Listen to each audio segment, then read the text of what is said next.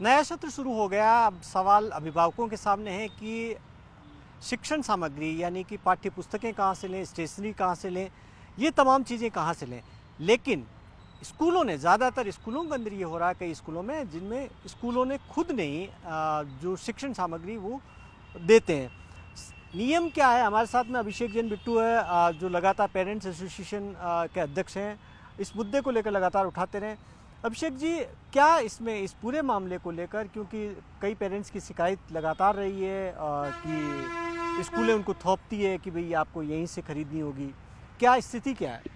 Sir, थोपती नहीं है, बल्कि मनमाने ढंग से निजी स्कूल संचालक अभिभावकों के ऊपर दबाव बनाते हैं कि आपको केवल किताबें इन्हीं दुकानों से लेनी है, इसके अलावा कहीं और से नहीं लेनी है। कारण क्या होता है कि स्कूल संचालकों ने स्कूल परिसर के अंदर तो किताबों की ड्रेस की काउंटर खोल नहीं रखे, लेकिन अब उसके नियरेस्ट ही दुकानें खोल रखी है जहाँ पे उसको वहीं से ही परचेज करने का दबाव बनाते हैं। जबकि राजस्थान सरकार हो या केंद्र सरकार हो, सुप्रीम कोर्ट हो या हाई कोर्ट हो, सभी जगह से कानून पारित है कि कोई भी स्कूल संचालक किसी भी प्रकार के स्टेशनरी आइटम हो या किताब कॉपियाँ हो या ड्रेस हो, कहीं पे भी कोई भी स्कूल संचालक बेच नहीं सकता है। बस केवल अभिभावक को 5 जगहों के नाम सजेस्ट कर सकता है, वहाँ पे भी वो दबाव नहीं बना सकता है। उसके बावजूद भी आज लगातार अभिभावकों के ऊपर दबाव बनाया जा रहा है। हर साल पाठ्य पुस्तकों के पाठ्यक्रम चेंज कर दिए जाते हैं। इसी चक्कर में अभिभावक लगातार दबाव में आकर के निजी स्कूलों के और नई किताबें लेने पर मजबूर होता है। हर साल 10 से 15% किताबों के दाम बढ़ा दिए जाते हैं। जो किताब 300 रुपये में मिलती है वो इन स्कूलों के जरिए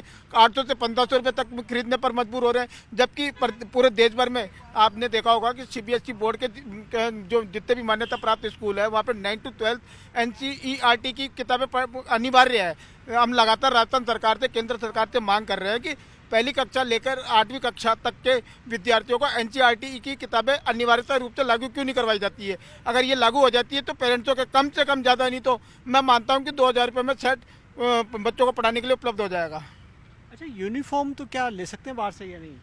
नहीं, यूनिफॉर्म भी बाहर से ले सकते हैं, लेकिन स्कूल संचालकों ने इतनी दादागिरी अभिभावकों के ऊपर बना रखी है कि वो केवल उन्हीं काउंटर से लेने का दबाव बनाते हैं जो उनके खुद के मतलब जो असिस्टेंट है उनके जरिए वो काउंटर खोले गए हैं।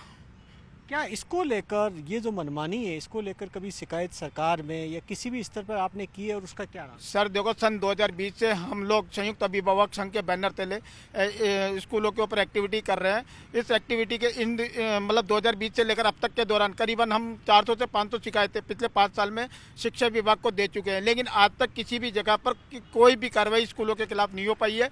इसी वजह से अभिभावकों में आक्रोश है। आप देख रहे होंगे दिनों दिन इस स्कूलों के ऊपर जितना आक्रोश अभिभावकों के अंदर बढ़ता जा रहा है, वो यही कारण है कि कार्रवाई कहीं पे भी नजर नहीं आ रही है। फीस को लेकर तो एक कमेटी भी बनी थी, क्या इन चीज़ों को लेकर भी कमेटी ने लिया था? सर, फीस को लेकर के केवल कागजी कमेटी बनी हुई है।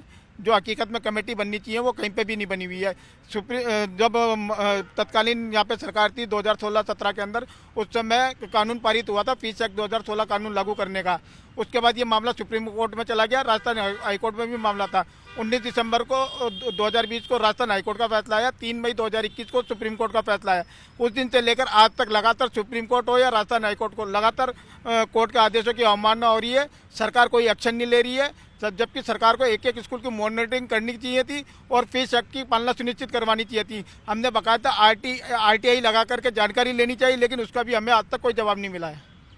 अब देखिए कि जो परेशानी है अभिभावकों के सामने, एक नियम ये है कि 5 स्कूल सजेस्ट कर सकते हैं, 5 शॉप सजेस्ट कर सकते हैं जहाँ से वो पाठ्य सामग्री ले सहायता के लिए, लेकिन स्कूल्स के अंदर ही काउंटर लगा कर दी जा रही है। ऐसा ही यूनिफॉर्म के अंदर हो रहा है जहाँ पर अभिभावकों पर दबाव बनाया जाता है। Camera person Manish Salwani Singh, Jaipur, news 18 India.